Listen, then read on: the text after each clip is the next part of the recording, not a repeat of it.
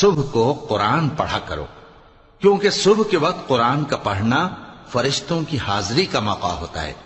اور بعض حصہ شب میں بیدار ہوا کرو اور تہجد کی نماز پڑھا کرو، یہ شب خیزی تمہارے لیے ایک اضافی عمل ہے۔